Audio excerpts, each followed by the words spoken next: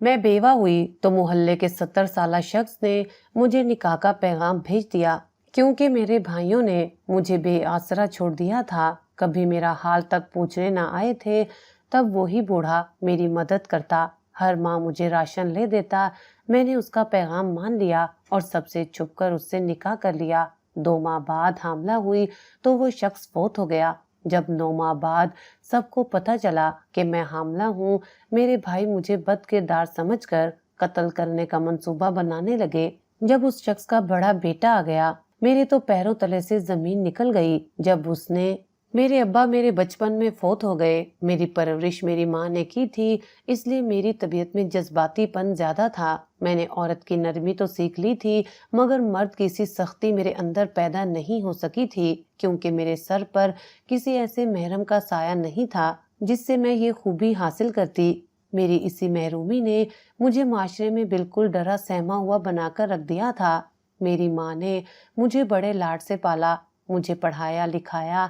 माँ के साथ मेरी जिंदगी बहुत खूबसूरत गुजर रही थी, लेकिन इन सब चीजों से मैं बाकी माशरे से कटकर रह गई थी। मुझे मर्दों से बात करने में बहुत झिझक होती थी। मैंने कुछ बाजार से लेना हो, बाकी बच्चे जो अपनी पसंद नापसंद का इजहार करते हैं, मैंने ऐसा कभी नहीं किया था। मैं हमेशा हर चीज में अम्मी की राय लेती, खुद से कभी कोई फैसला ना कर पाती। थोड़ी बड़ी हुई तो अम्मी हर वक्त एक बात दोहराती रहती, अल्लाह तुम्हारा नसीब अच्छा करे, मेरी तरह घुट घुट कर तुम्हें ना जीना पड़े, बस तुम्हारी शादी हो जाए, फिर मुझे सुकून मिल जाएगा।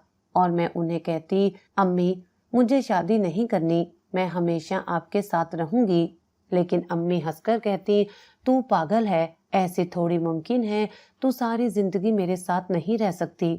अम्मी मुझे समझाती, मगर मैं अपनी जिद पर अड़ी रहती। तब अम्मी मुझे अपने सीने से लगाकर कहती, मरने से पहले तुझे हंसता बसता देख लूं, मेरे बाद तेरा कौन सहारा बनेगा। या अल्लाह, मुझे इतनी जिंदगी दे कि मैं अपनी बेटी की जिम्मेदारी को बाखूबी निभा सकूं। अम्मी काफी देर दुआएं मांगती थी, मेरे नसीब की, अपनी जिम्मेदारियों की तकमील की। मैं तब समझ नहीं पाई कि अम्मी किस बारे में इस कदर परेशान हैं। एक रोज मैं स्कूल से घर आई तो अम्मी ने मुझे बड़े शौक से बुलाया और एक कांच का बर्तन दिखाने लगी थी। इधर आ, ये देख कैसा है ना खूबसूरत। अम्मी ने बढ़कर मेरा बस्ता उतारा और मुझे बर्तन दिखाने लगी थी। है तो खूबसूरत, ये बिल्कुल उसी की तरह है जो हम शादी पर गए थे वहां देखा था। मैंने याददाश्त पर जोर डालते हुए याद किया, हाँ हाँ, ये अच्छे वाले बर्तन होते हैं, मेहमानों को इसी में खाना पेश किया जाता है, इससे इज्जत में इजाफा होता है, 4 लोग कदर करने लगते हैं। अम्मी ने बर्तनों से जुड़ी तमाम बातें मेरे गोश गुजार की। ये नई नई बातें बिल्कुल उसके मुखालिफ थीं जो मैंने इस्लामियात वाली मैडम से सुनी थी। लेकिन मिस आयशा तो कहती हैं कि ये सब दुनियावी माल है, इससे हमें कुछ फायदा नहीं और नुमाइश करने से अल्लाह मियाँ नाराज होता है। मेरे जहन में जो ख्यालात इस मुतल्लिक थे, मैंने बोलकर उसका इजहार कर दिया था, बगैर ये सोचे कि इसका नतीजा क्या हो सकता है। अरे ये वो नुमाइश नहीं है, ये तो मैंने तेरे लिए लिए हैं। अम्मी ने कुछ कहा जो मेरे सर के ऊपर से गुजर गया। मैं भला बर्तनों को क्या करूंगी, मुझे तो खाना बनाना ही नहीं आता। मैंने इस मर्तबा सोचते हुए बोला, नीतू जब बड़ी हो जाएगी, जब तेरी शादी होगी, ये सब तुझे मैं साथ देकर भेजूंगी और फिर तू इसमें खाना बनाया करना। अम्मी ने पैसा जोड़ जोड़ कर मेरे बचपन ही से मेरे जहेज की चीजें खरीदना शुरू कर दी थी। मैं कहीं नहीं जाऊंगी, मुझे भेजने का मत कहो, बल्कि ऐसा सोचो ही मत, मुझे बर्तन नहीं चाहिए, मुझे आपके साथ ही रहना है बस। मैंने मुंह फुलाते हुए कहा था, अरे अल्लाह मियाँ तेरे नसीब अच्छे करे, जब बड़ी होगी तो तेरी शादी करवाऊंगी ना, सभी करते हैं, मेरी भी तो शादी हुई थी ना, इसलिए ही मुझे जो पसंद आता है वो तेरे लिए ले लेती हूँ, तेरे जहेज में दूंगी ना तुझे, अभी थोड़ी दे रही हूँ, कल कल को ये म्यारी चीज इतने दामों में थोड़ी मिलेगी। अम्मी ने अपनी सी सारी मुंतिक मुझे घोल कर पिलाने की कोशिश की, मगर मैं इन चीजों को भला कैसे समझ पाती। अम्मी की बातें मुझे अच्छी नहीं लग रही थीं। ऐसे मालूम होता था कि जैसे मैं कोई अलग चीज हूँ। अम्मी मुझे इस तरह प्यार नहीं करती जिस तरह बागी मोहल्ले के लोग अपने बच्चों से करते थे। मेरी तबीयत में भी खामोशी का अंसर नुमाया हो गया था। हमारे घर महीने में एक या फिर ज्यादा से ज्यादा 2 बार एक भी अम्मा आती थी। वो अम्मा की खाला थी, मेरी उनसे भी बहुत बनती थी। शुरू शुरू में मुझे उनकी बातें तुरश और तेज लगती थी, मगर बाद अज़ां मेरी उनसे भी खूब बन गई थी। एक रोज मैं स्कूल से आई तो बी अम्मा आई हुई थी। अम्मी उनको वही बर्तन दिखा रही थी जो उन्होंने कुछ रोज कबल मुझे दिखाए थे। आ गई हमारी गुड़िया लाडली। बी अम्मा ने मुझे देखते ही कहा, अस्सलाम वालेकुम बी अम्मा। मैंने उन बर्तनों को देखते हुए मुरझाए हुए अंदाज में कहा, वालेकुम अस्सलाम। भाई चेहरा क्यों लटका हुआ है, खैरियत तो है? बी अम्मा के आने की कोई खुशी ही नहीं। बी अम्मा ने शिकवा कर दिया, नहीं बी अम्मा, आपके आने की खुशी है, मगर अम्मा को तो देखो, बर्तन खरीद लाई हैं जैसे कल ही मुझे ब्याह देंगी। लो बताओ, अभी मेरी क्या उम्र है? मैंने दोनों हाथ अपनी कमर पर रखते हुए कहा, जैसे मैंने बी अम्मा को कहा हो, लो देखो मुझे, मैं कहाँ से शादी के लायक हूँ। बी अम्मा के मुंह से फलक शगाफ कहकर बुलंद हुआ, नी बख्तां वालिए, तुझे किसने कह दिया तुझे कल परसों ब्याह देंगे? अभी तो खुद को संभालने के लायक नहीं, नाक मुंह पूंछना तो सीख, फिर कहीं जाकर ये सोचेंगे। बी अम्मा ने हंसते हंसते कहा, बी अम्मा तुम ही देखो, ये अम्मी ही मुझसे हर वक्त यही ऐसी बातें करती रहती हैं, तो मैं क्या कहूँ? मैंने भी मायूसी से कहा था, अरे माएँ ऐसी ही होती हैं, बेटी की पैदाइश से ही चीजें जमा करने लग जाती हैं, क्योंकि बेटियों की पैदाइश के साथ ही कह दिया जाता है कि ये पराया धन है, इनके बुनियादी हकूक पूरे करो, अच्छा नाम दो, दीनी तालीम दो, अच्छा खाना पीना रिहाइश, और फिर जब वो बालिग हों दूसरे हफ्ते ही उन्हें ब्याह कर फर्ज से फरागत हासिल कर लो। बी अम्मा ने सारी बात जोर देकर बताई और आखिरी बात पर दोनों हाथों को हवा में लहरा दिया, जैसे कोई किसी बोझ को मंजिल मकसूद पर पहुंचाकर सुख का सांस लेता है। बी अम्मा तमाम बातों से यही मालूम होता है, फर्ज नहीं बेटियां बोझ होती हैं, जितनी जल्दी बोझ से जान छूटे उतना बेहतर है। मैं बी अम्मा की तमाम बातों को यकसर नजरअंदाज करके उनके आखिर में हाथों को ढीले दोष पर छोड़ने के अंदाज पर जल भुन गई थी। निगोड़ी बात को समझ, मेरी शादी हुई, तेरी माँ की शादी हुई, इस तरह दुनिया की हर औरत की तरह तेरी भी एक दिन शादी होगी।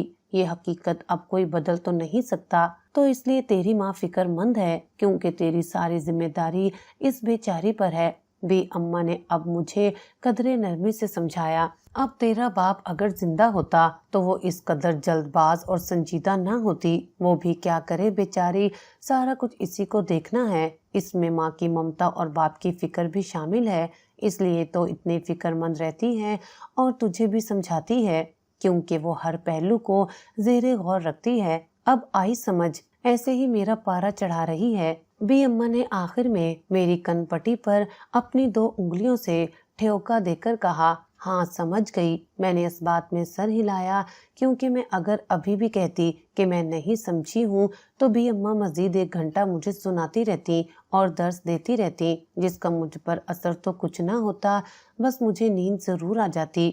जा अब मेरे लिए पानी ला, गला सुखा दिया तूने मेरा। बी अम्मा ने बेनियाजी से हाथ का इशारा किया, अभी लाती हूँ। मैं फौरन किचन की तरफ लपकी। दुल्हन बात सुनना मेरी, इधर आ। बी अम्मा ने आवाज लगाई, जी बी अम्मा आती हूँ। अम्मा ने अंदर कमरे से ही ऊंची आवाज में कहा। चंद सानियों के बाद अम्मी बाहर आकर बैठ गई। मेरी बात सुन और मेरे कहे को मान। बी अम्मा ने राजदाना अंदाज में कहा था, लड़की बड़ी हो रही है, इसको स्कूल से उठवा कर किसी मदरसे में दाखिल करवा दे। कल को लड़की को बसाना है या नहीं, जितना इसकी उम्र के साथ इसका जहन खुलता जा रहा है उतना तेरे लिए मसला होगा। स्कूल वालों ने इसे ऐसा बना दिया है कि बात बात पर सवाल जवाब करती है। ऐसे चलता रहा तो आगे इसे भी मुश्किल होगी और तुझे भी। कौन सा बाप सर पर है जो भारी जहेज देकर रुखसत करेगा, तो ससुराल वाले मुंह बंद रखेंगे। बी अम्मा ने सरगोशी के अंदाज में अम्मा से कहा, कम था और उन्हें डराया ज्यादा था, लेकिन जब उन्होंने देखा कि मैं उनके पीछे ही खड़ी हूँ तो वो ऐसे झिझक गई कि जैसे उनकी चोरी पकड़ी गई हो। हाँ हाँ बी अम्मा, आपके लिए बिस्तर निकाल ही रही हूँ। अम्मा ने भी इस सारी सूरत हाल को देखा तो बात बदलने की नाकाम कोशिश की, क्योंकि मैं सब बातें सुन चुकी थी, لیکن میں نے ان پر کچھ ظاہر نہ ہونے دیا۔ میں نے میز پر گلاس رکھا اور اندر چلی گئی۔ میری عمر اتنی نہیں تھی، مگر میں یہ چیز بخوبی جانتی تھی کہ یہ میرے حق میں نہیں بلکہ میرے خلاف بات کی جا رہی تھی، اور میرے آتے ہی بات بدل دی گئی تھی۔ اماں اب بھی آیا کرتی تھی، مگر اب میں نے احتجاجاً ان سے بات کرنا بند کر دی تھی۔ ان کے آنے پر میں بس انہیں سلام کرتی اور پھر اپنے کاموں کی طرف ہو جایا کرتی تھی۔ سال مہینوں کی طرح گزرنے لگے تھے۔ ایک دن میں نے دیکھا کہ اماں آئی ہوئی تھی۔ اماں میری امی سے کچھ بات کر رہی تھی۔ دونوں نے ہی میرے وہاں آنے کو نوٹ نہیں کیا تھا، کیونکہ ان کے اپنے راز و نیاز کی باتیں ہو رہی تھی۔ انہی دنوں میرا اسکول چھڑوانے کی بات ہونے لگ گئی تھی۔ چند سال پہلے جب اماں نے مشورہ دیا تھا، تب تو امی نے میرا اسکول چھڑوانے کے متعلق نہیں سوچا تھا، لہٰذا میں بھی اس فکر سے آزاد ہو گئی تھی۔ لیکن اب یہ بات دوبارہ چھیڑی جا چکی تھی۔ ان دنوں میرے 10ویں کے امتحانات ہونے والے تھے، لہٰذا میں نے ان سب باتوں کو سراسر نظر انداز کیا اور اپنی تعلیم پر غور کرنے کا سوچا۔ اسی سلسلے میں اپنے امتحانات کی تیاری میں لگ گئی تھی۔ ہر امتحان کے درمیان 2 دن کی چھٹی ہوتی اور وہ مجھے بہت قلیل معلوم ہونے لگی تھی، کیونکہ مجھے بہت سارا پڑھنا تھا اور وہ سب کچھ 2 دن میں پڑھنا ممکن نہیں ہوتا تھا۔ ایک کے بعد ایک امتحان ہو رہے تھے اور آہستہ آہستہ مجھے سر سے کوئی بوجھ اترتا محسوس ہو رہا تھا۔ وہ دن بھی آیا کہ میرا آخری امتحان ہو گیا تھا۔ اس وقت تک میں تعلیم کی اہمیت کو سمجھ چکی تھی اور باقیوں سے خود کو کمتر سمجھنے کی عادت مجھ میں اب کم ہوتی جا رہی تھی۔ میرے اندر خود اعتمادی کا جذبہ پیدا ہونے لگا تھا۔ اس تعلیم سے میرے اوپر امی کا چڑھا رنگ اور مزاج اترنے لگا تھا۔ اسی روز ساری جماعت کے بچوں نے اپنے امتحانات کے متعلق مختصر بات کی اور آگے کے لائحہ عمل اور مقاصد کے بارے میں ایک دوسرے کو آگاہ کیا تھا۔ کوئی ڈاکٹر بننا چاہتا تھا تو کوئی انجینئر، کسی نے کہا وہ وکیل بنے گا، کسی نے کہا وہ فوج میں جائے گا۔ میں نے بھی اپنی خواہش کا اظہار کیا، مجھے وکیل بننا ہے۔ میں نے اعتماد سے کہا، اس کی کوئی خاص وجہ؟ کلاس میں کھڑی استانی نے پوچھا۔ کیونکہ میں چاہتی ہوں کہ میں لوگوں کے حقوق کی بات کروں اور ان کے حق کے لیے کام کروں۔ میں نے اپنے سر کو بلند کیا اور فخر سے کہا تھا، شاباش، میں دعا کرتی ہوں تم سب بچوں کو وہی کچھ ملے جس کی تم لوگوں نے نیت کی ہے۔ مس نے اپنے تمام طالب علموں کی طرف اشارہ کرتے ہوئے کہا تھا، ایک غم تھا جو اسکول سے باہر نکلتے ہی میری ذات پر گرا گزرا تھا۔ میں سوچ رہی تھی کہ یہ آج آخری بار ہے کہ میں یہاں بطور طالب علم موجود ہوں اور اب میں دوبارہ طالب علم ہو کر اسکول میں داخل نہیں ہوں گی۔ چند ثانیے میں یہی سب سوچتی اسکول کی دہلیز پر کھڑی تھی۔ میں یہی سوچ رہی تھی کہ میں باہر جاؤں یا نہیں۔ میرے دل و دماغ میں ایک بچکانہ سی سوچ پیوست ہو گئی تھی، جیسے میں اس گیٹ سے باہر نکلوں گی تو میں دوبارہ چھوٹی نہیں ہو سکوں گی اور پھر میں بڑی ہو جاؤں گی۔ مجھے احساس ہو رہا تھا کہ یہ اسکول کا آخری وقت بہت گراں ہوتا ہے۔ میں نے مڑ کر دیکھا تو بے ساختہ میری آنکھوں سے آنسو نکل پڑے۔ بہت سے بچے گراؤنڈ میں فٹ بال کھیل رہے تھے، کچھ اپنے اپنے پیپر ڈسکس کر رہے تھے اور باقی سب دوستوں کے ہمراہ بیٹھے تھے، مگر کوئی میرے جیسا اس دکھ سے دوچار نظر نہیں آ رہا تھا، کیونکہ وہ سب بچے تو اگلی کلاس میں پھر سے اسکول آنے والے تھے، جبکہ ہمارا تو آخری سال بھی اختتام کو پہنچ چکا تھا۔ میں نے بھیگی آنکھوں سے اسکول کی دہلیز سے باہر قدم رکھا اور گھر کی طرف چل پڑی۔ گھر پر امی نے میرا استقبال کیا۔ میں پہلے سے ہی غمناک ہو چکی تھی، میری آنکھیں بھی کچھ رونے سے لال ہو گئی تھی، لیکن امی میری طرف توجہ دینے کی بجائے مجھے اپنے کمرے میں خوشی کے ساتھ تقریباً کھینچتی ہوئی لے گئی تھی، اور میں بھی اس افراتفری میں انہیں کچھ کہہ نہ سکی تھی۔ اندر اماں نے ایک لال رنگ کا سوٹ رکھا ہوا تھا۔ یہ دیکھ، یہ کیسا ہے؟ میں نے تیرے لیے خریدا ہے۔ اماں کی خوشی دیکھنے والی تھی، مگر مجھے یہ چیز ایک لمحے میں سکتے میں ڈالنے کے لیے کافی تھی۔ میں نے امی سے تیز لہجے میں پوچھا تھا، تیری شادی کا جوڑا ہے اور کیا ہوگا؟ امی نے بہت آرام سے کہہ دیا، جیسے اس میں اتنی کوئی بڑی بات ہی نہیں، بلکہ جیسے یہ تو طے تھا کہ جیسے ہی میرے امتحان ختم ہوں گے میری شادی کر دی جائے گی، جبکہ میں تو اب اپنی تعلیم پر توجہ دینا چاہتی تھی اور کچھ بننا چاہتی تھی۔ مجھے نہیں کرنی کوئی شادی، میں نے پڑھنا ہے ابھی، میری عمر ہی کیا ہے؟ میں نے اچانک ہی بلند آواز سے کہا کہ میری آواز پورے کمرے میں گونج گئی تھی۔ میری آواز بلند کرنے کی وجہ صرف یہ تھی کہ میں اپنی بات میں وزن پیدا کرنا چاہ رہی تھی۔ یہی دن رہ گیا تھا دیکھنے کو۔ تو اب ماں پر چلائے گی، بھی اماں صحیح کہتی تھی کہ نہ بھیج اسکولوں کو، یہ بڑی ہو کر بدتمیز ہو جائے گی۔ ساتھ کے ساتھ میں اماں کے آنسو پھوٹ پڑے اور اب مجھے احساس ندامت نے گھیر لیا تھا۔ بچوں میں ایک بات ہوتی ہے کہ وہ کسی بھی مزاج میں ہوں، اگر ان کے سامنے ان کے والدین میں سے کوئی رو دے تو وہ مزید اپنے کسی موقف پر کھڑے نہیں رہ سکتے، بلکہ فوراً اپنی اپنائی گئی پوزیشن کو چھوڑ دیتے ہیں۔ میں نے بھی ایسا ہی کیا تھا۔ سوری امی، میرا وہ مطلب نہیں تھا۔ میرے بھی آنسو نکل پڑے۔ اسی دوران میں نے وہ سب بھی کہہ دیا جس پر میں ڈٹی ہوئی تھی، لیکن امی نہ مانی اور انہوں نے مجھے گلے لگایا اور پھر میرا کالج جانے کا منصوبہ ترک ہو گیا۔ چند ماہ کے لیے مجھے مدرسے میں ڈالا گیا تھا کہ شاید میں گھرداری اور میاں کے حقوق پر نظر دوڑا لوں۔ پھر کسی روز بھی اماں ایک رشتہ لے کر آئی تھی، میں جو اپنا موقف اور جگہ چھوڑ چکی تھی، اب ہر بات میں امی کی رائے کو ہی ترجیح دے رہی تھی، کیونکہ آخر یہ شادی میں انہی کی وجہ سے کر رہی تھی۔ ہاں بھائی گڑیا، تو کیا کہتی ہے؟ یہ تصویر دیکھ لے لڑکے کی۔ بھی اماں نے اپنی پوٹلی سے چند ڈھکی ہوئی تصاویر نکالی۔ لڑکا فوج میں ہوتا ہے، ماں باپ کی اکلوتی اولاد ہے۔ باپ تو فوج میں تھا، شہید ہو گیا، اب بس لڑکا اور اس کی ماں ہی ہیں۔ تو بھی تو زیادہ بڑے خاندان کی عادی نہیں ہے، تو بہت خوش رہے گی۔ بھی اماں نے خود ہی سے بات شروع کی اور خود ہی فیصلہ بھی سنا دیا تھا۔ میں نے کوئی بات نہیں کی، بس اس بات میں سر ہلا دیا۔ مجھے ایک دفعہ پھر سے اپنے وہی ٹوٹے چکنا چور خواب یاد آئے، مگر اب بہت دیر ہو چکی تھی۔ یہ تو بہت اچھا رشتہ لے کر آئی ہو بھی اماں، رکو میں کچھ مٹھائی لے آتی ہوں۔ امی وہاں سے اٹھی اور پاس والے حلوائی سے تھوڑی مٹھائی لے آئیں۔ اماں کی غیر موجودگی میں بھی اماں مجھے واز کرتی رہی تھی۔ وہ مجھے شادی کے فوائد اور بیوی کے فرائض بتانے لگی تھی۔ جب امی لوٹی تو بھی اماں کے منہ میں ایک مٹھائی کا ٹکڑا ڈالا اور مجھے بھی زبردستی مٹھائی کھلائی گئی۔ اچھا اب میری بات سن دلہن، لڑکی کی ماں کو نیک شریف لڑکی چاہیے جو گھرداری جانتی ہو، اور شادی وہ جلد ہی کریں گے۔ جو کچھ اس کا رہتا ہے اسے سکھا دے، اگلے گھر اس نے بسنا ہے، یہ سب کچھ سیکھے گی تو سدا سکھی رہے گی۔ بھی اماں نے رازدانہ انداز میں کہا تھا۔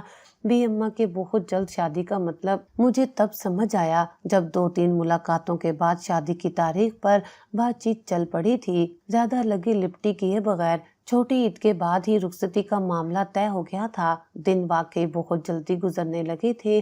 ایک ایک دن مجھ پر بہت بھاری گزر رہا تھا، کیونکہ میں اپنے خوابوں سے دستبردار تو ہو چکی تھی، لیکن انہیں بھولی نہیں تھی۔ انہی دنوں میرا رزلٹ بھی آ گیا تھا اور میرا 10ویں کا رزلٹ بہت زبردست آیا تھا۔ جب میں اسکول اپنا رزلٹ لینے گئی تھی تو مجھے وہی استانی ملی جس نے آخری دن ہمارے عزائم سنے تھے، مگر میں کچھ زیادہ ان سے بات نہ کر سکی تھی۔ انہوں نے بھی بس دعایا کلمات کے ساتھ مجھے رخصت دے دی۔ شادی کے دن سر پر ہو آئے تھے۔ سادگی سے شادی ہوئی۔ ہمارے اور لڑکے والوں کے گھرانے میں کچھ زیادہ فرق نہیں تھا، گھر بھی تقریباً ایک ہی سائز کے تھے۔ یہاں ایک امی تھی اور ایک بھی اماں، وہاں ایک شوہر اور ایک ساس۔ چند ہی دنوں کے اندر میں سسرال میں بھی کام کاج کرنے میں لگ گئی تھی۔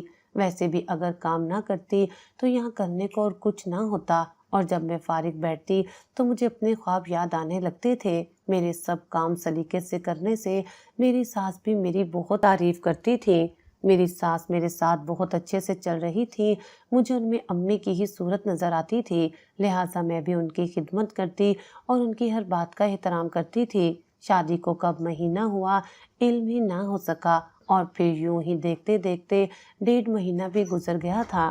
میرا یہ وقت سسرال میں اب تک بہت اچھا گزرا تھا۔ جیسے بھی اماں کہتی تھی ویسے ہی میں سلجھی ہوئی لڑکی بن گئی تھی۔ بھی اماں کی منطق کبھی کبھی مجھے کسی ڈرامے کی سی معلوم ہوتی ہے، جس میں میرا کردار اور میری پیدائش کا سبب بس یہی تھا کہ بڑے ہو کر میں نے سسرال میں اچھی بہو بن کر رہنا ہے، سسرال مجھ سے خوش رہے، اور شاید اب یہی کردار مجھے مرتے دم تک نبھانا تھا۔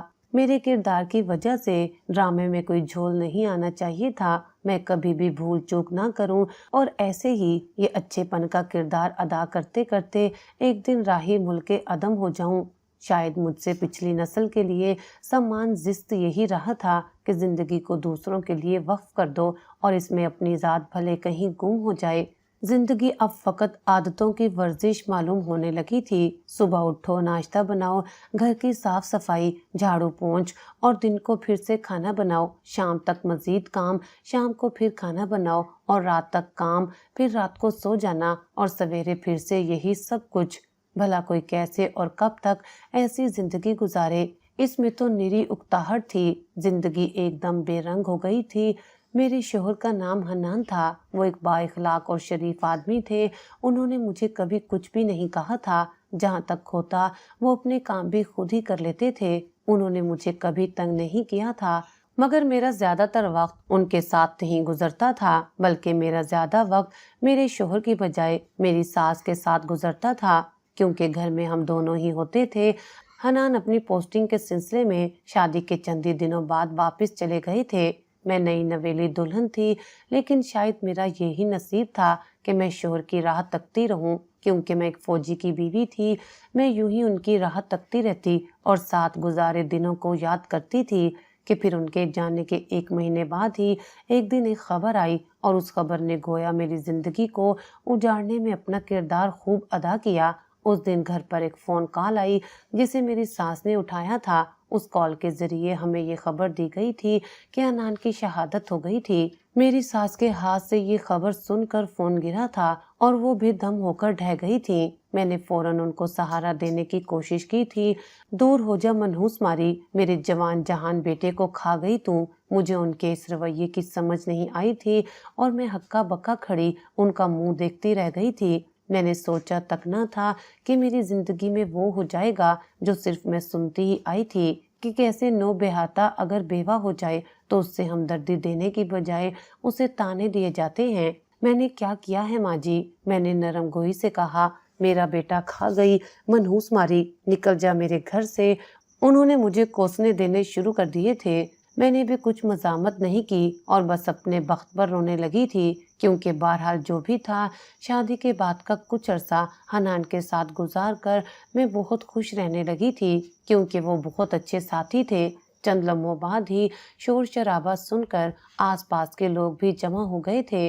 जब उन्होंने हालात की संगीनी देखी तो मेरी सास को पकड़कर एक तरफ बिठा दिया और हौसला देने लगे। अल्लाह पाक ने तुम्हारे बेटे को शहादत के मर्तबे पर फाइज किया है और इस बच्ची की इसमें क्या गलती है? वो तो खुद अभी नौबेहाई बच्ची है। तुम्हारा अगर बेटा गया है तो उसका भी हनान से कोई ताल्लुक था। उसने भी उससे कोलो इकरार किया था।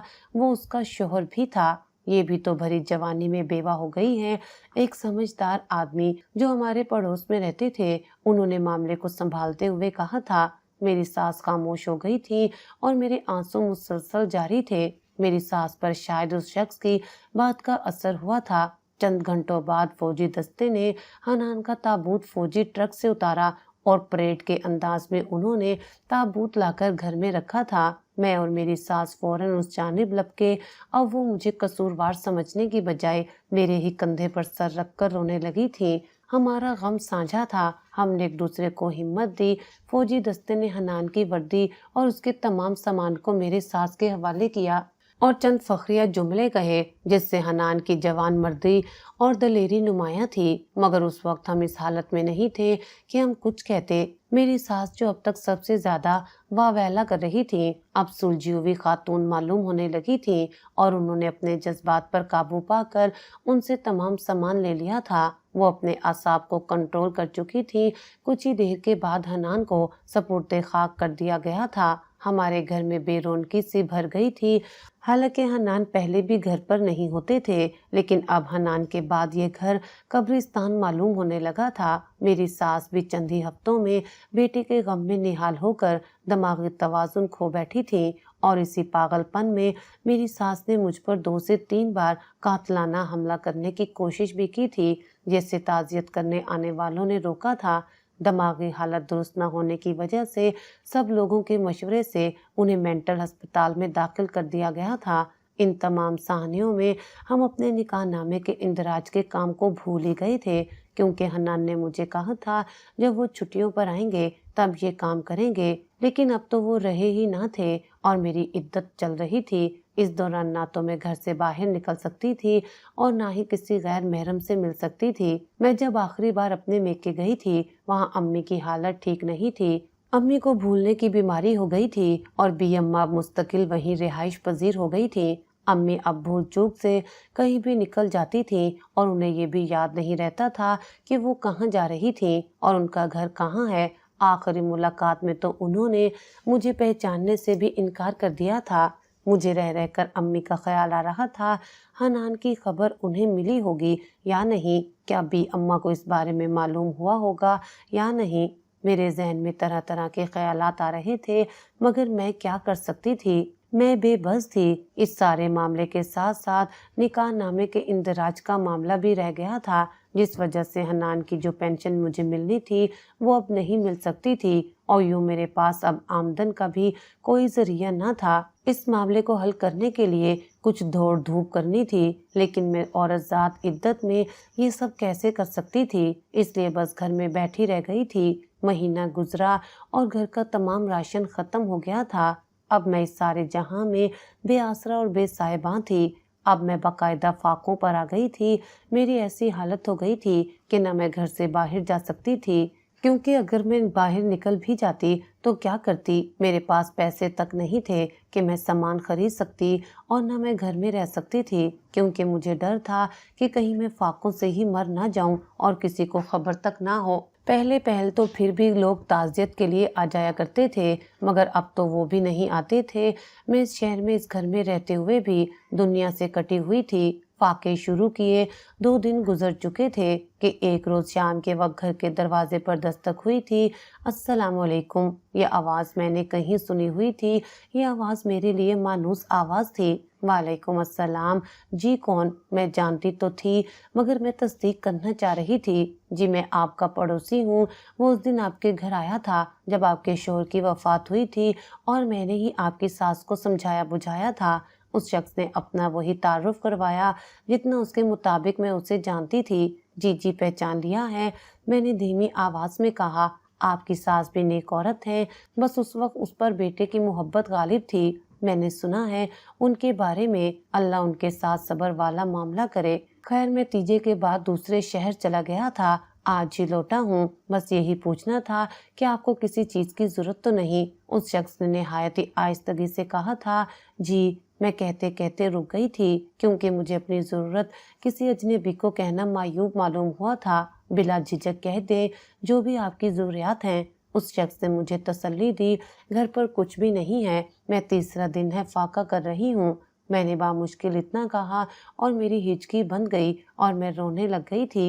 ये बात मेरे लिए बहुत शर्मनाक थी, क्योंकि मैंने आज तक किसी से अपनी जरूरत का सवाल नहीं किया था। अल्लाह अकबर, ये शहर और मोहल्ले वाले इस कदर तोता चश्म हो गए हैं। अल्लाह इनसे पूछे। वो शख्स गुस्से में वहां से चला गया था। उसके बाद 2 घंटे के अंदर अंदर वो शख्स वापस लौटा और उसने अपने कंधे पर 10 किलो आटे की बोरी, हाथ में दालें सब्जियां और दीगर चीजें पकड़ी हुई थी। मैंने दरवाजा खोला तो वो आदमी सीधा अंदर किचन की तरफ चला गया। उस शख्स ने कुछ कहे बगैर ही आटे की बोरी खोली और कुछ आटा छानकर गूंदना शुरू कर दिया। साथ ही कढ़ाई चढ़ा दी। सर्दी की शाम थी और तारीकी चारों तरफ फैल गई थी। मुझे बाहर इंतजार करने का कहकर उस आदमी ने मेरे लिए खाना तैयार किया और फिर रुखसत होकर चला गया। तभी मुझ पर ये एहसान कर गया था। उसने एक नज़र भी मुझ पर नहीं डाली थी और जैसी नज़रें झुकाए आया था वैसे ही वापस चला गया था। मैं उसके इन तमाम अमाल से बेइंतहा मुतासिर हुई। मैं हैरान हुए बगैर ना रह सकती थी कि इस दौर में भी ऐसे इंसान मौजूद हैं। उसके बाद ये राशन इस्तेमाल होता रहा और 15 दिन बाद फिर वो ऐसे ही राशन ले आया था। ये सिलसिला 1.5 महीना तक चला था, जिसमें उसने मेरी ज़रूरत के मुताबिक मुझे सामान भी ला दिया था और मुझे कुछ पैसे भी दिए थे ताकि मैं अपनी ज़ाती ज़रूरत पूरी कर सकूं। جس کے لیے اس نے اپنی ایک ملازمہ بھی میرے پاس بھیجی تھی کہ میں اس سے اپنی ضرورت کا سامان منگوا لوں۔ مجھے ایک طرف تو اس سے مدد لیتے شرم آتی، لیکن میرے پاس کوئی چارہ نہ تھا، اور دوسری طرف میں اس شخص کی نیکی سے متاثر بھی ہو رہی تھی۔ ایک دن جب میری عدت مکمل ہونے میں بس 2 ہی ہفتے رہتے تھے کہ اس نے گھر کے اندر آنے کے بعد پہلی بار میری طرف نظریں اٹھا کر دیکھا تھا۔ میں چاہتا ہوں آپ مجھ سے نکاح کر کے میرے عقد میں آ جائیں۔ آپ اکیلی عورت ہیں، میرا یہاں آنا جانا بھی مناسب نہیں۔ ابھی تو لوگ خاموش ہیں کہ کہیں انہیں آپ کی ذمہ داری نہ اٹھانی پڑ جائے، لیکن زیادہ عرصے تک کوئی خاموش نہیں رہے گا اور باتیں بنیں گی۔ میری درخواست کو سنجیدگی سے وقت لے کر سوچیں، پھر جواب دیجیے گا۔ میرے بارے میں کوئی غلط گمان مت رکھیے گا۔ اگر آپ کا جواب جو بھی ہوا، میری آپ کے بارے میں یہ کفالت ایسے ہی بدستور چلتی رہے گی۔ یہ کہہ کر جواب لیے بغیر ہی وہ وہاں سے الٹے پاؤں لوٹ گیا تھا۔ اس کی اس درخواست نے میرے دل میں ہلچل مچا دی تھی۔ میں اب اپنی زندگی کے پھر سے اہم ترین موڑ پر آ کھڑی تھی، جہاں مجھے اپنی زندگی کا سب سے بڑا فیصلہ لینا تھا۔ لیکن اس مرتبہ میرے لیے یہ فیصلہ کرنے کو امی موجود نہ تھیں، بلکہ مجھے خود اب اپنی زندگی کے فیصلے کرنے تھے۔ اس لیے میں بہت کشمکش میں تھی۔ مجھے رات بھر نیند نہ آئی۔ اگلے روز جب وہ آیا تو میں نے اس سے حامی بھر لی اور کہا کہ میں چوری چھپے اس سے نکاح کر لوں گی، کیونکہ میں ابھی کسی کو یہ کہنے کا موقع نہیں دینا چاہتی کہ عدت ختم ہوتے ہی شادی کر لی، کیونکہ ایسے سب کو لگتا مجھے حنان کی موت کا افسوس نہیں ہے، حالانکہ ایسا نہ تھا۔ اس شخص نے عدت کے بعد اپنے ایک دور کے مولوی دوست کو بلا کر ہمارا نکاح پڑھوایا۔ نکاح کے بعد بھی وہ میرے ساتھ نہیں رہتا تھا، بس شام کے وقت آتا تھا اور پھر تہجد کے بعد مسجد کے حجرے میں واپس چلا جاتا تھا۔ ایسے ہی سلسلہ چلتا رہا۔ میری زندگی میں یہ دوسرا مرد تھا جس نے مجھے اپنا دیوانہ بنا لیا تھا۔ اس کا نام ابو بکر تھا۔ ابو بکر اور حنان دونوں میں قدر مماثلت تھی۔ دونوں عزت دینے والے، قدر کرنے والے مرد تھے۔ ابو بکر نے مجھے کہا تھا کہ میں اس کے ساتھ چلوں، لیکن میں فی الحال کچھ عرصہ اس گھر میں رہنا چاہتی تھی، لہٰذا اس نے مجھے چند ماہ کا وقت دیا تھا اور پھر ایک نیا گھر نئے محلے میں لے کر وہاں جانے کا سوچ رہے تھے۔ اسی دوران 2 ماہ کے بعد میرا حمل ٹھہر گیا تھا۔ مجھے بہت ڈر لگنے لگا تھا کہ میں لوگوں کا سامنا کیسے کروں گی اور لوگ مجھے کیا کہیں گے جب انہیں اس متعلق معلوم ہوگا، لیکن یہ تسلی تھی کہ کچھ وقت میں ہم یہ محلہ چھوڑ دیں گے۔ ابو بکر ایک دن دوسرے شہر جانے کے لیے گیا۔ اس نے کہا تھا کہ وہ چند دنوں میں آ جائے گا، لیکن وہ واپس نہ آیا اور اس کی بس کے حادثے میں موت ہو گئی۔ اس کی میت جب محلے میں آئی تو مجھ پر سکتہ طاری ہو گیا۔ یہ میری زندگی کا ایک اور صدمہ تھا جو مجھے اتنی قلیل مدت میں مل گیا تھا۔ 1 ہی سال کے اندر میں 2 مرتبہ نکاح کر کے 2 مرتبہ بیوہ ہو چکی تھی، اور میری بیوگی میں میرے پاس کوئی جذباتی سہارا تک موجود نہ تھا۔ اس صدمے نے میری ساخت ہلا کر رکھ دی تھی۔ اس بیوگی سے بڑھ کر میرے لیے پریشان کن بات یہ تھی کہ میرے نکاح کے گواہان کو میں نہیں جانتی تھی۔ میرے پیٹ میں بچہ پل رہا تھا، میں کیسے اس کو لوگوں کے سامنے لاؤں گی؟ لوگ مجھے بد کردار کہیں گے۔ میرے یہ سب خیالات بڑھتے گئے تھے اور مجھے عجیب وسوسے ہونے لگے تھے، کیونکہ حنان کی موت کو اب 7 ماہ ہو چکے تھے۔ دائیا کو بلا کر میں نے معائنہ کروایا تو معلوم ہوا کہ میں حاملہ ہوں اور میرا دوسرا ماہ چل رہا تھا، مطلب کہ لوگوں کو پتہ چل جائے گا کہ حنان کی وفات کے بعد میرے ہاں ممکنہ مدت کے بعد اولاد ہوئی ہے، اور ایسا ہونا میرے اوپر بد کردار عورت کا دھبا لگا دے گا۔ یہ سوچ میرے لیے سوہانے روح تھی۔ میرے خدشات بجا تھے۔ وقت تیزی سے پھسلتا گیا اور وہ دن بھی آ گیا جب دائیا نے میری کوکھ میں پلنے والے بچے کو میری گود میں لا رکھا تھا۔ اس مرتبہ مجھے آسانی یہ تھی کہ ابو بکر اپنی جمع پونجی میرے پاس چھوڑ کر گیا تھا، اس لیے میں کسی کی مدد کی محتاج نہ تھی۔ لیکن میرے ہاں پیدائش کی خبر سن کر محلے میں کوہرام مچ گیا اور لوگ طرح طرح کی باتیں کرنے لگے تھے۔ مجھے لوگوں کی باتیں اور نظریں چبھنے لگی تھیں۔ پہل تو سب لوگ سرگوشیاں کر رہے تھے اور دھیمی آواز میں اس بارے میں بات کر رہے تھے، مگر چند ہی گھنٹوں میں یہ آوازیں بلند ہونا شروع ہو گئی تھیں۔ جیسے جیسے آوازیں اور تہمتیں بلند ہوتی جا رہی تھیں، ویسے ویسے میں سہمتی اور سمٹتی جا رہی تھی۔ میرے اندر لوگوں کا سامنا کرنے کا حوصلہ نہیں تھا، ایک تو میں پہلی مرتبہ اس مرحلے سے گزری تھی، وہ بھی اکیلے، اور اوپر سے اب یہ الزام، یہ سب کچھ سہتے سہتے میں تھکنے لگی تھی۔ اس کل موہی کو اس محلے سے باہر نکال پھینکو، اس محلے سے اسے در بدر کر دو۔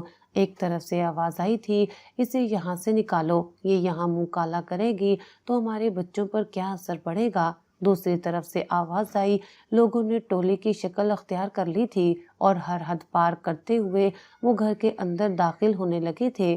انہوں نے مجھے یہاں سے نکالنے کی غرض سے نہیں بلکہ مجھے سنسار کرنے کی غرض سے دروازے پر دھاوا بول دیا تھا۔ حالات کنٹرول سے باہر ہو گئے تھے، مجھے سمجھ نہیں آ رہی تھی میں کیا کروں۔ گھر میں صرف میں تھی اور عیسائی دایا تھی جس نے میرا علاج کیا تھا۔ ہم دونوں کی جانیں خطرے میں تھیں۔ لوگوں کا ہجوم امٹ کر گھر کے دروازے پر آ پہنچا تھا۔ پہل تو انہوں نے فقط دستک دی تھی، لیکن بعد میں وہ اسے باقاعدہ توڑنے لگے تھے۔ ایسا معلوم ہوتا تھا 2 لوگ دروازے کو دھکے مار کر توڑنے کی کوشش کر رہے ہیں۔ اسی وقت جب یہ سب حالات بن چکے تھے، ایک نوجوان شخص جو اس محلے کی مسجد کا مولوی تھا، وہ آیا اور اس نے ان سب کے سامنے کھڑے ہو کر انہیں روکنے کی کوشش کی۔ یہ شخص ابو بکر کی وفات کے بعد یہاں مولوی بنا تھا، ورنہ پہلے ابو بکر ہی اس فرض کو سر انجام دیتے تھے۔ اس نے انہیں اس کام سے باز رکھنے کے لیے اپنی جان پر کھیل کر اس ہجوم کو روک لیا تھا۔ سب پیچھے ہو جاؤ، یہ کیا کرنے لگے ہو تم لوگ؟ اس نے اس ہجوم کو کمزور سا دھکا دیا۔ ایک نوجوان کے آنے سے اس ہجوم کو کچھ فرق تو نہیں پڑا تھا، مگر وہ سب ایک لمحے کے لیے رک سے گئے تھے۔ یہ بد کردار ہے، مولوی صاحب اس کو یہاں سے نکالو ورنہ اللہ کا عذاب آئے گا۔ سامنے کھڑے شخص نے کہا جو بھی دروازہ توڑ رہا تھا، یہ کوئی بد کردار نہیں ہے، یہ میرے مرحوم باپ کی دوسری بیوی ہے، اور اللہ کا عذاب اس وقت کیوں نہ آیا جب یہ 3 روز سے فاقہ کاٹ رہی تھی اور جب تم سب کھا پی کر ڈکار رہے تھے۔ اس کی ان باتوں نے جیسے سب کے منہ پر زناٹے دار تھپڑ رسید کیا تھا۔ کیا کہہ رہے ہو، یہ مولوی صاحب کی منکوہاں ہیں۔ سب میں سرگوشیاں ہونے لگی تھی۔ میں بھی یہ سن کر حیرت زدہ تھی کہ یہ نوجوان شخص ابو بکر کا بیٹا ہے۔ دراصل ہماری شادی کے بعد ہمیں موقع ہی نہ مل سکا تھا کہ میں ابو بکر سے ان کے ماضی کے متعلق پوچھتی، کیونکہ میں اپنے ہی غم میں نڈھال تھی اور وہ صرف میری دیکھ بھال میں مصروف تھے۔ ابھی ہمارے درمیان اتنی بے تکلفی ہی نہیں آئی تھی کہ ہم ایک دوسرے سے اپنی تمام تر باتیں شیئر کر لیتے اور میں ان کے خاندان کے متعلق جان پاتی۔ جی ہاں، ابا یہاں ان کی عدت کے دوران آئے تھے۔ انہوں نے جب ان کا حال دیکھا تو ہمیں بتایا، پھر ہم سب نے یہی مشورہ کیا کہ ابا کو ان سے نکاح کر لینا چاہیے۔ ویسے بھی امی کی وفات کے بعد سے ابو نے دوسری شادی نہیں کی تھی ہماری خاطر، لیکن اب ہم اس قابل ہو چکے تھے کہ اپنے والد کی خدمت کرتے، اس لیے انہوں نے نکاح کر لیا تھا۔ اس عورت کی پاک دامنی کی گواہی میں دیتا ہوں۔ اس کے بعد اس نوجوان نے، جس کی داڑھی بھی ابھی پوری طرح نہیں نکلی تھی، ہمسایوں کے حقوق کے بارے میں ان سب محلے داروں کو خدا کا احکام بتایا اور ان کی غفلت کا عذاب بتایا تو سب لوگ سجدے میں گر گئے۔ تم سب کی اسی نیچ سوچ کی وجہ سے میرے والد کو اس عورت سے چھپ کر نکاح کرنا پڑا تھا تاکہ اس کے کردار پر کوئی سوال نہ اٹھے۔ اس کی یہ بات سن کر سب لوگ شرمندگی چھپانے کے لیے وہاں سے چلے گئے تھے اور مجمع جھٹ گیا۔ میری زندگی میں یہ تیسرا مرد تھا جس نے مجھے متاثر کیا تھا۔ یہ بالکل اپنے باپ پر گیا تھا۔ میں اور میرا بچہ اسی گھر میں رہنے لگے تھے اور محلے والوں نے ہمارے ساتھ صلہ رحمی کرنا شروع کر دی تھی۔ لوگوں کو دیر سے مگر احساس ہو گیا تھا کہ وہ غفلت میں کیا گناہ کرنے جا رہے تھے، اور ابو بکر کے بچے بھی اکثر میرے گھر آنے لگے تھے جہاں وہ اپنے چھوٹے بھائی کے ساتھ کھیلتے اور میری بھی ضرورت کا خیال رکھتے اور بہت عزت کرتے تھے۔ اور اب آخر کار میری زندگی میں ایک ٹھہراؤ آ چکا تھا۔